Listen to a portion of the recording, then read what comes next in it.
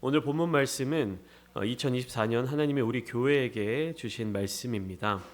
2024년 교회 표어는 매주 외치고 있는 것처럼 기도와 성령으로 회복하고 모이기에 힘쓰는 교회이며, 주제 말씀으로 사도행전 2장 46절과 47절 바로 오늘 본문을 정해서 함께 나누고 있습니다.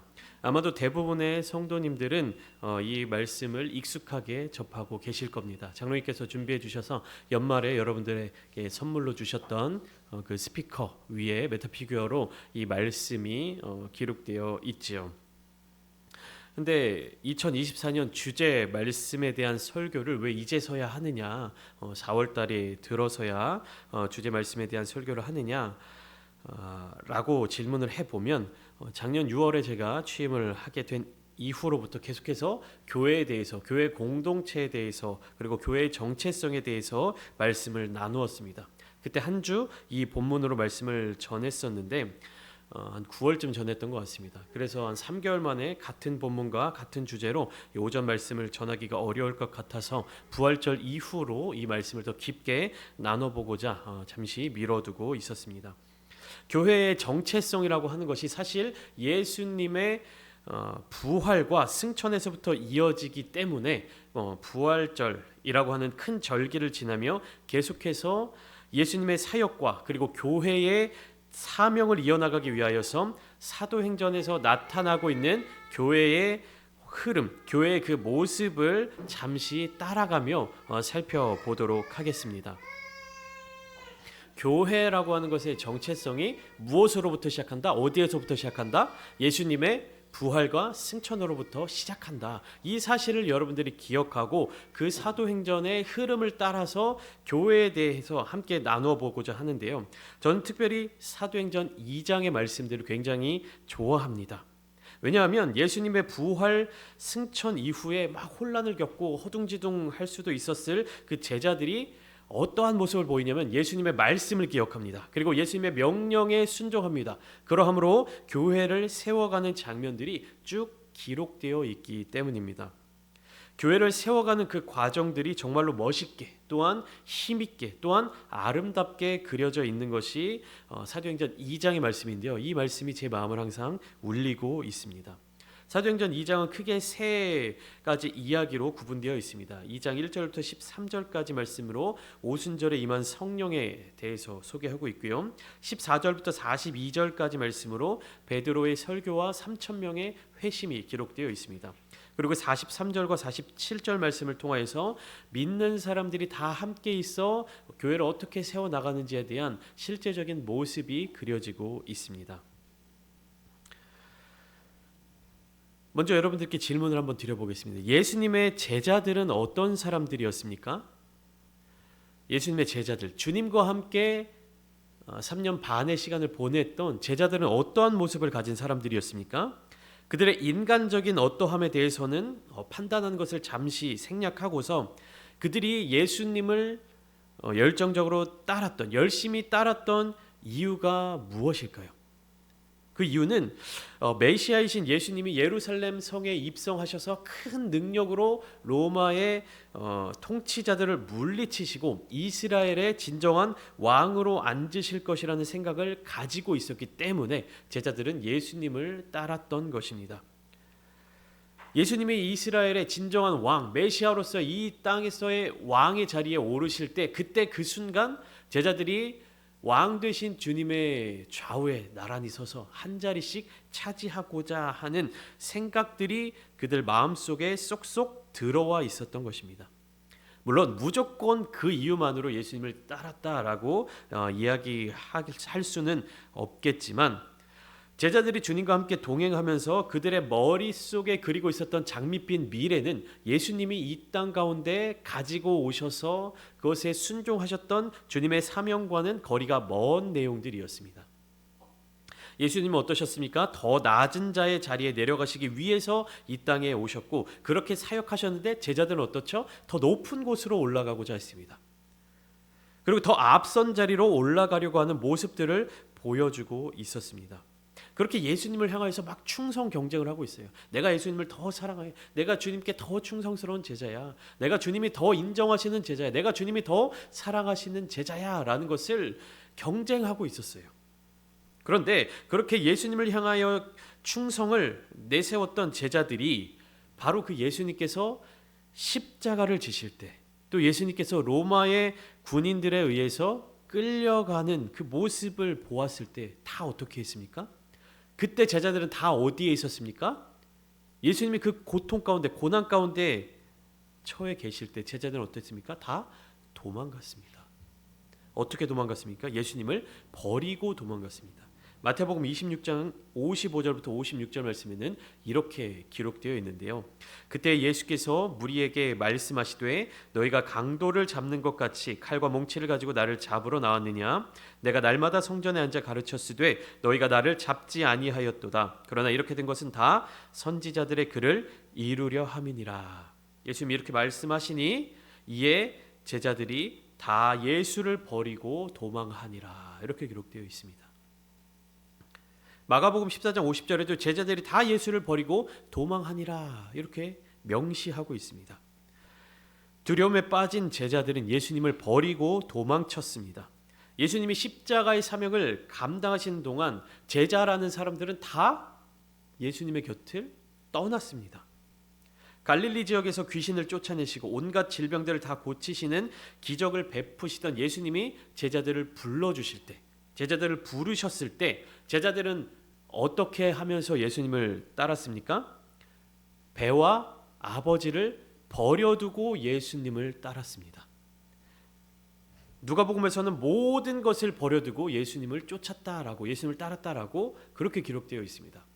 예수님이 능력을 베푸실 때, 귀신을 내쫓는 역사를 일으키실 때, 병든 자들을 고치시는 그런 능력을 베풀어 주시는 것을 보았을 때 제자들은 예수님의 부르심에 다른 것들을 다 버려두고 주님을 쫓았습니다. 그런데 그 주님이 너무나도 무기력하게 로마의 군인들에게 잡혀가서 십자가에 달리는 그 모습을 보았을 때 제자들은 예수님을 버렸습니다.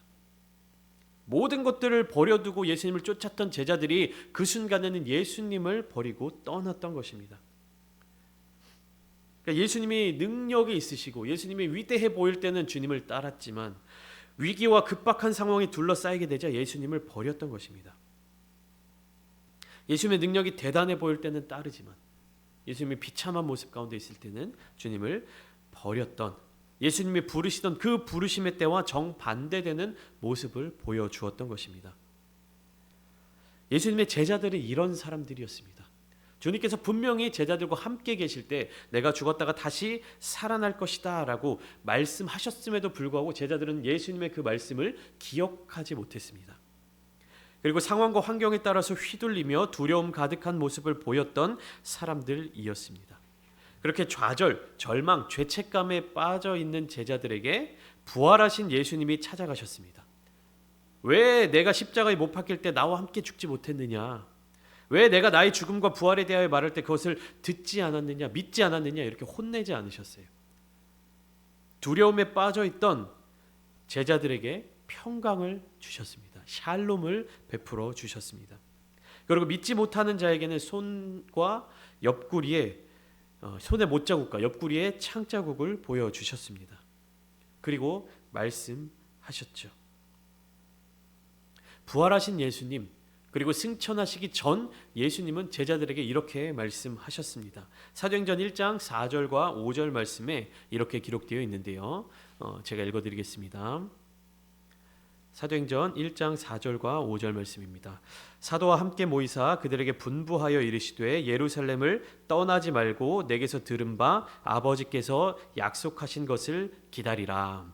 요한은 물로 세례를 베풀었으나 너희는 몇 날이 못 되어 성령으로 세례를 받으리라 하셨느니라.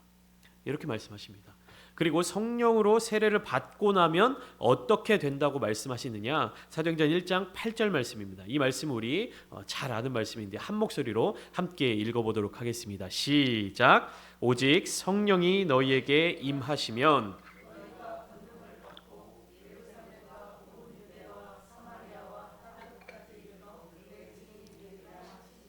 아멘. 성령이 너희에게 임하시면 권능을 받고. 근데 이 권능을 받는 이 말씀을 읽으신데 여러분들 너무 이 권능이 없어, 힘이 없어 보여요. 오직 성령이 너희에게 임하시면 너희가 권능을 받고, 이렇게 읽고 계세요. 이렇게 읽으시면 안 돼요. 오직 성령이 너희에게 임하시면 너희가 권능을 받고, 힘있게 읽으셔야죠. 예루살렘과 온 유대와 사마리아 땅 끝까지 이르러 내 증인이 되리라. 예수님의 복음을 증거하는 증인이 되어야 되는데, 선포하는 증인이 되어야 되는데, 네, 증인이 되리라 하시니라. 이렇게 여러분들이 읽고 계시면 어떻게 증인이 되시겠습니까? 예수님이 제자들에게 말씀하셨어요.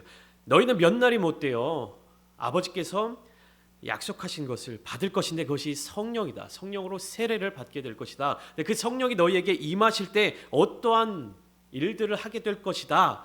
1장 8절의 말씀을 통해서 예수님이 알려주고 계시는 것이에요. 그리고 이 말씀을 마치시고 그들이 보는 가운데 하늘로 올라가셨습니다.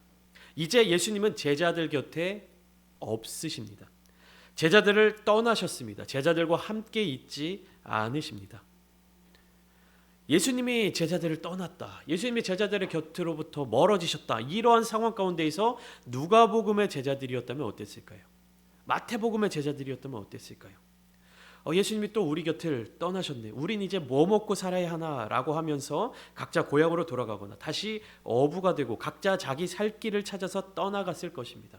그런데 사도행전의 제자들은 달랐습니다. 어떻게 달랐냐? 제가 이래서 사도행전을 좋아합니다. 사도행전의 제자들이 어땠는지 함께 보시겠습니다. 사도행전 1장 13절과 14절 말씀입니다. 한 목소리로 함께 읽겠습니다. 시작. 들어가 그들이 유하는 다락방으로 올라가니 베드로, 요한, 야고보, 안드레와 빌립, 도마와 바돌로메, 마테와 및 알페오의 아들 야고보, 셀로신 시몬, 야고보의 아들 유다가 다 거기 있어 여자들과 예수의 어머니 마리아와 예수의 아우들과 더불어 마음을 같이하여 오로지 기도에 힘쓰더라. 아멘. 가룟 유다를 제외한 11명의 제자들이 단 한 사람도 흩어지지 않고 모두 다 거기 있어 14절에 뭐라고요? 오로지 기도에 힘쓰더라. 오로지 기도에 힘쓰더라. 제자들은 흩어지지 않았습니다. 예수님이 그들 곁에서 떠나셨음에도 불구하고 제자들은 흩어지지 않았습니다. 주님의 말씀을 이제는 기억했고 주님의 말씀을 믿으며 그 말씀에 순종하며 예루살렘을 떠나지 않고 주님께서 약속하신 성령을 기다렸습니다. 제자들은 이전과 달라졌습니다. 부활하신 주님을 만나고 난 이후 제자들은 달라졌습니다. 주님의 말씀에 귀를 기울이고 그 말씀을 믿으며 그 말씀을 의지하며 살아가게 되었습니다. 그렇게 사도행전 2장의 말씀이 시작됩니다. 사도행전 2장은 크게 세 가지 이야기로 구성되어 있습니다. 설교 초반에 잠깐 말씀드렸던 것처럼 세 가지 이야기로 구분되어 있습니다. 오늘 본문은 46절과 47절만 읽었지만 말씀의 주제는 사도행전 2장 전체에 대해서 함께 간략하게 나누어 보고자 하는데요. 첫 번째 이야기는 어떤 이야기입니까? 2장 1절부터 13절까지 말씀을 통해서 오순절 날에 성령이 강하게 임하시는 모습이 나타나고 있습니다. 여기에서 가장 특징적인 장면은 성령의 충만함을 받고 성령의 말하게 하심을 따라 각기 다른 언어들로 말하는 모습입니다. 오순절을 지키기 위해 수많은 이방 나라에서 살고 있었던 유대인들이 예루살렘에 모여들었을 때 그들 모두가 각 사람의 언어로 하나님의 큰 일을 말함을 듣게 되었던 것입니다. 사도행전 2장에 여기에 등장하고 있는 수많은 이방 나라에서 살고 있던 사람들은 다 대부분이 유대인들이었습니다. 혹은 이제 유대교로 입교한 외국인들이었겠죠. 이 사람들은 나라가 점령당하고 이제 포로국으로 살게 되고 강제적으로 이방 나라들로 흩어져 살게 돼 디아스포라 자기 고향 땅을 떠나 살아갈 수밖에 없었던 사람들이었습니다. 그러니까 다른 나라에서 10년, 20년, 30년, 1세대, 2세대, 3세대 쭉 살아오면서 언어와 어떤 문화는 그 나라의 것으로 살아갔지만 그들의 하나님을 향한 유대교 그 종교적인 믿음을 가지고 매년 절기마다 예루살렘을 찾아오던 사람들이었습니다. 근데 그 사람들이 뭐라고 이야기합니까? 이 사람들이 우리 언어로 이야기를 하는 것을 들었던 것입니다. 히브리어, 헬라어로 뿐만 아니라 각 나라의 언어로 하나님의 일하심, 하나님의 역사하심을 외치는 소리를 듣게 된 것입니다. 하나님의 큰 일을 그들이 말하게 되었던 것이죠. 그리고 두 번째 이야기는 2장 14절부터 42절까지 기록되어 있는데요. 베드로를 비롯한 제자들이 성령을 받고 성령 충만함으로 담대하게 하나님 나라의 복음을 외치기 시작했습니다. 특별히 베드로가 예수 그리스도에 대하여서 선포하는 이 복음의 메시지와 그리고 회개하라는 선포를 듣고 많은 사람들이 회개의 세례를 받았습니다. 그날 하루에 신도의 수가 3,000명이 더해지는 놀라운 역사가 일어나고 있습니다. 세 번째 장면은 43절부터 47절까지 기록되어 있는데요. 그리스도인들이 연합하여 함께하는 삶의 모습이 보여지고 있습니다. 사도들로 말미암아 기사와 표적들이 일어나고요. 믿는 사람이 다 함께 살아가며 자기의 것이라고 주장하는 이가 한 사람도 없이 하나 되는 공동체를 세워나가는 장면이 오늘 본문을 통해서 나타나고 있습니다. 이 건물로서의 교회가 등장하는 것도 아니고 종교적인 문화나 형식이 갖춰진 것도 아닙니다. 오로지 믿는 자들의 거룩한 모임이 세워지고 확장되어가는 모습이 소개되고 있는 것입니다. 교회는 어떤 건물이 되어야 되며 교회는 어떠한 법이 있어야 되고 교회의 문화는 어떠해야 되며 종교적인 시스템 이런 것들이 어때야 된다라는 것이 갖춰진 것이 아니라 정말 예수 그리스도를 믿는 사람들이 한 사람 한 사람 모이고 회개하여 회개의 세례를 받은 사람들이 한 사람 한 사람 모여서 그 사람들이 공동체를 이루어가는 모습이 바로 교회였던 것입니다. 바로 이러한 사도행전 2장에 기록된 이 세 가지 이야기를 통해서 우리는 교회가 반드시 갖춰야 할 세 가지 정체성에 대해서 배울 수가 있습니다. 첫 번째는 무엇입니까? 교회는 성령의 임하심으로 시작해야 합니다. 교회는 성령의 임하심으로 시작해야 합니다. 아까 함께 읽었던 사도행전 1장 4절의 말씀을 다시 한번 살펴보겠습니다. 주님은 가장 먼저 분명하게 이렇게 말씀하셨습니다. 사도와 함께 모이사 그들에게 분부하여 이르시되 예루살렘을 떠나지 말고 내게서 들은 바 아버지께서 약속하신 것을 기다리라. 예수님은 교회를 어떻게 세워라, 교회를 어떻게 운영해라, 이렇게 저렇게 해야 한다라고 말씀하시는 대신에 먼저 아버지께서 약속하신 것을 기다리라고 말씀하셨습니다. 아버지께서 약속하신 것이 무엇입니까? 성령입니다. 예수님은 제자들에게 교회를 맡기시면서 가장 먼저 성령으로 세례받을 것을 말씀하셨습니다. 예수님께서도 이 땅에서의 사역을 시작하실 때 가장 먼저 성령이 자기 위에 임하심을 보셨습니다. 예수님의 모든 사역은 성령이 함께 하셨고 성령으로부터 시작되었습니다. 나의 의지, 나의 생각, 나의 판단, 나의 노력, 나의 능력으로 시작한 것이 아닙니다. 교회는 어떤 한 사람의 능력으로, 어떤 한 사람의 재력으로, 어떤 사람들의 판단으로 이루어지는 것이 아니에요. 그렇게 시작되는 것이 아니에요. 교회는 무엇으로 시작돼야 됩니까? 성령으로 시작해야 하는 것입니다. 예수님의 사명을 이어가는 교회는 예수님이 사역을 시작하셨던 그 모습처럼 성령의 임하심으로 시작해야 합니다. 성령의 임하심이 없이는 교회는 시작할 수도 없고 시작해서도 안 됩니다. 교회가 가져야 할 가장 중요한 본질이 바로 성령이기 때문입니다. 우리의 시작도 성령님과 함께 해야 합니다. 성령님과 동행해야 합니다. 이 말은 무엇이냐면 우리가 성령보다 앞서서는 안 된다라는 말씀입니다. 우리는 성령을 통하여서 하나님의 뜻을 깨달아야 하며 성령의 인도하심을 통하여서 그 길을 걸어 나가야 하고 성령을 통하여서 복음이 증거되게 해야 합니다. 내 힘으로, 내 능력으로, 내 방법으로 하는 것이 아니라 오직 성령의 능력으로 주님의 증인이 되어야 합니다. 성령의 능력으로 하기 위해서는 무엇을 해야 됩니까? 나를 비워야 돼요. 내 안에 가득 차 있는 나를 비우고 이 안에 성령으로 채워야 하는 것입니다. 성령 충만함이란 나를 비우고 성령으로 내 안을 가득 채우는 것, 성령의 음성에 귀를 기울이는 것, 성령의 인도하심을 따르는 것, 그것이 바로 성령 충만함입니다. 교회의 가장 기본은, 교회의 가장 첫 시작은 바로 성령의 임하심입니다. 그리고 이어서 두 번째, 교회가 갖춰야 될 두 번째 특징은 무엇이냐 하면 교회는 강력한 회개의 영이 임해야 합니다. 세월의 탓인지 혹은 문화의 탓인지 인식의 차이인지 분위기의 차이인지 모르겠지만 요즘 그리스도인들은, 요즘 교회 안에서는 회개를 찾아보기가 어렵습니다. 회개의 메시지를 전하는 것을 투박하다고 생각하고, 그리고 그러한 메시지를 잘 받아들이지를 않습니다. 불과 한 1, 20년 전까지만 하더라도 전철이라든지 혹은 길거리에서 예수 천국 불신 지옥을 외치고 다니셨던 분들이 있었습니다. 우리가 그런 분들을 종종 볼 수가 있었습니다. 그리고 1990년대로 내려가 보면 그런 분들이 종종 나타나는 것이 아니라 굉장히 자주 많이 볼 수가 있었습니다. 이쪽에서 예수 천국 불신지옥 막 이렇게 외치고 걸어오는 사람이 있는데, 저 반대편에 예수님 믿어야 됩니다, 회개해야 됩니다 라고 피켓 들고 걸어오는 사람들이 마주쳐 지나갈 정도로 이 외침을 외치는 사람들이 굉장히 많이 있었습니다. 그런데 지금은 어떻습니까? 거의 볼 수가 없습니다. 코로나의 영향도 있었겠지만 사람들의 생각이나 인식 자체가 굉장히 많이 변화됐습니다.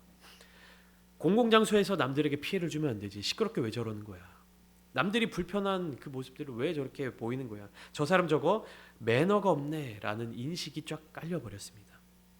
정치, 경제, 사회, 문화가 성장하고 우리나라가 점점 더 발전하는 과정 가운데에서 매너가 있고 그리고 에티켓을 지키며 신사답게 행동하고 교양 있게 말하는 것이 굉장히 중요해졌습니다.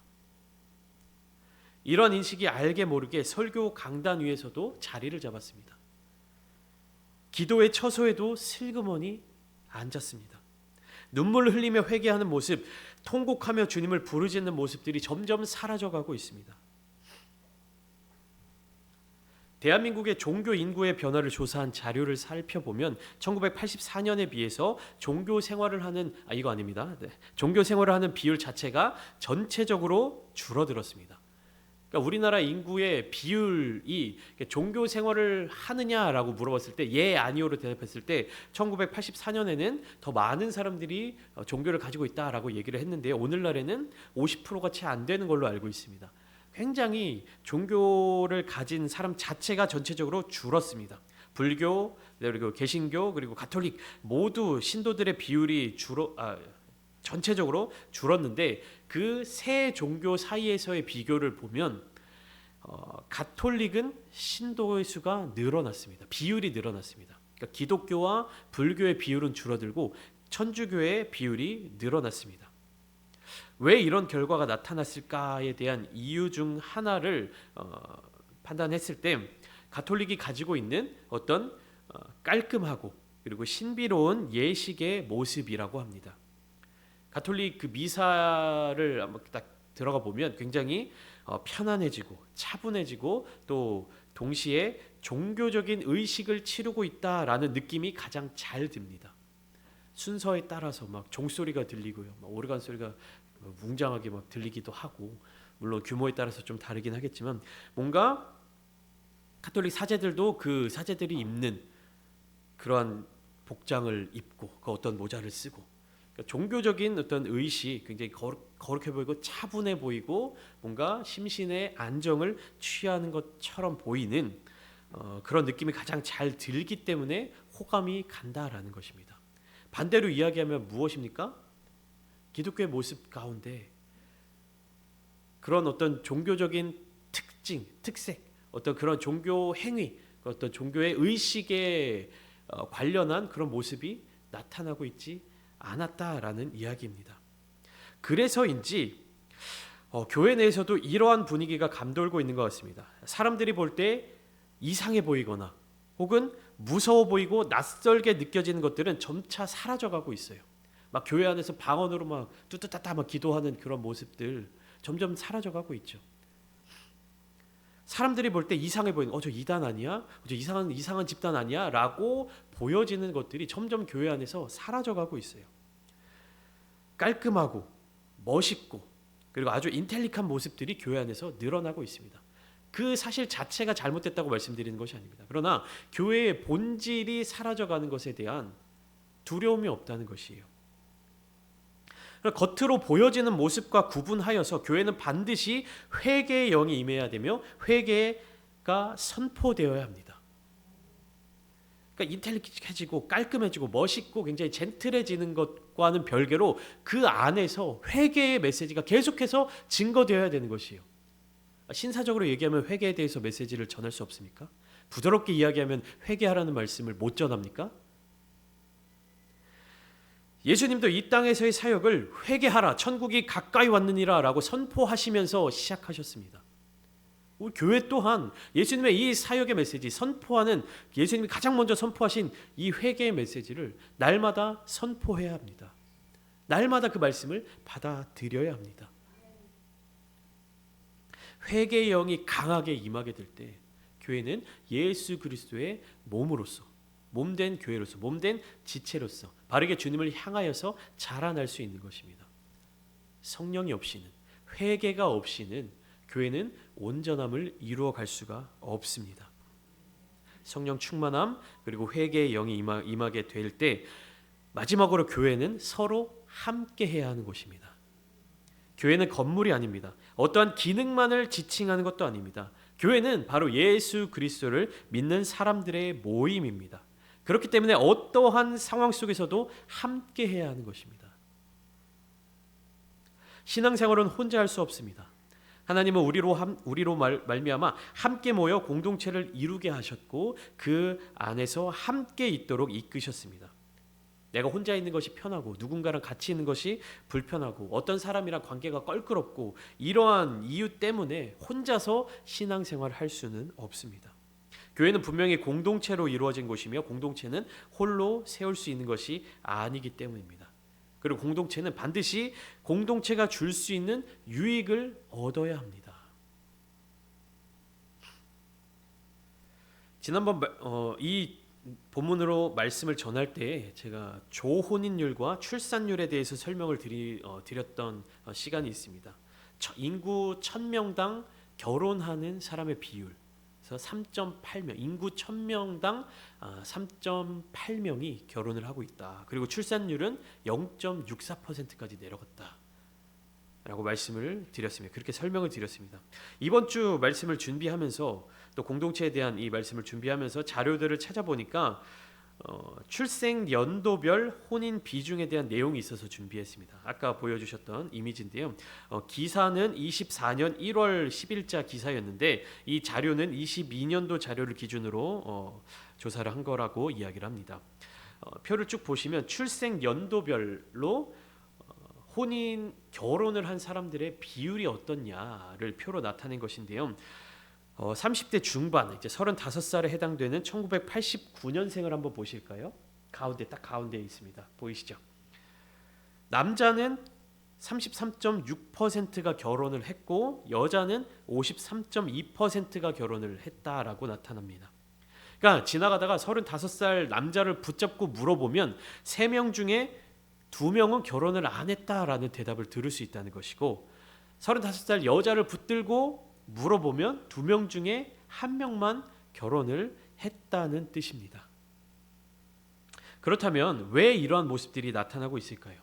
이러한 현상에 대한 원인은 여러 가지가 있겠지만 가장 큰 이유는 이 가족 공동체 그리고 가정 공동체를 이루는 것으로 가질 수 있는 기쁨과 만족과 유익을 얻으려는 사람보다 이 가족 공동체를 이루는 것으로 감당해야 하는 어떤 스트레스와 경력의 단절과 개인의 자유를 희생하는 일을 피하는 사람들이 더 많아졌기 때문입니다.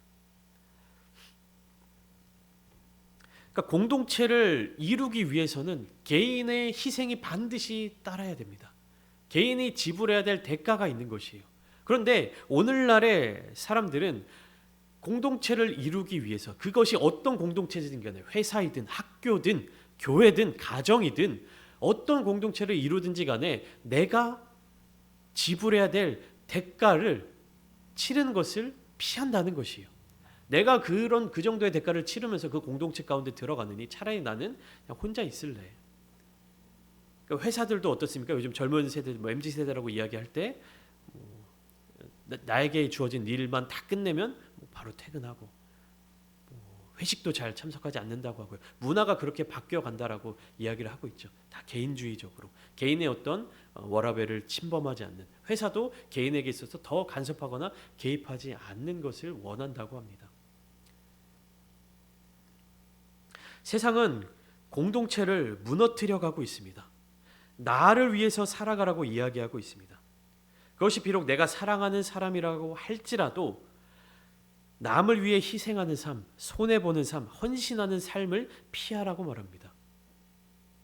부부가 결혼해서 살아갈 때 얼마나 사랑하는 마음으로 사랑했습니까? 사랑하는 사람인데도 불구하고 헌신하고 희생하는 삶을 피하라고 이야기해요. 요즘에 제가 어느 뉴스를 보니까 젊은 이제 20, 30대 결혼을 준비하는 이제 예비 신혼부부들이 빌라에서 시작을 안 한다고 합니다. 그러니까 빌라에서 신혼집을 시작하느니 차라리 결혼을 좀 미루자. 그래서 어떻게 해요? 돈을 더 모아서 아파트에 들어가서 결혼 생활을 시작하자. 이렇게 이야기를 한다고 합니다.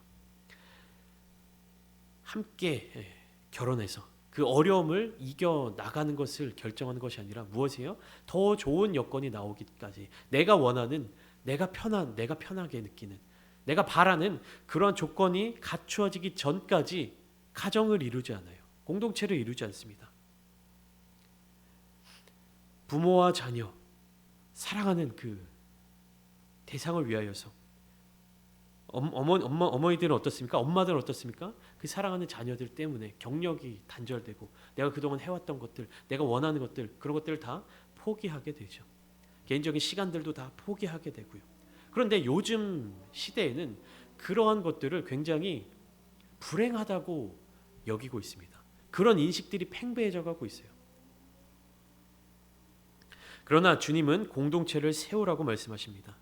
직접 그 몸을 십자가에 내어주시면서 교회를 세워주셨습니다. 우리는 주님의 몸된 이 교회를 함께 세워나가야 합니다. 성령 충만함으로 시작하고 날마다 마음을 같이하여 모이기를 힘쓰고 하나님 앞에 정직한 영, 회개하고 돌이키는 거룩한 영으로 하나님을 찬양해야 합니다.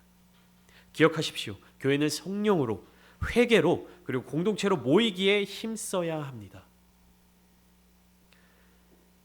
자리를 채우기 위해서, 목사가 설교를 하는 이 자리를 채우기 위해서 여러분들에게 교회에 나오라고 말씀을 드리는 건 줄 아십니까?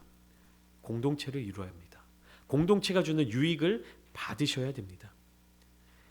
새롭게 이어가는 부활의 기쁨을 누리는 이 귀한 시기에 교회가 교회로서 살아갈 수 있는 정체성을 찾아 온전한 공동체를 이루며 또 예수 그리스도의 사랑이 충만한 우리 교회가 되기를 소망합니다. 이 교회 가운데 여러분들 주님께서 베풀어 주시는 놀라운 은혜와 사랑을 충만하게 경험하시기를 원합니다. 돌아오는 한 주간의 이 삶의 시간들을 통하여서 주님께서 여러분들에게 베풀어 주시는 공동체의 귀한 은혜가 가득 넘치시기를 예수님의 이름으로 축원합니다.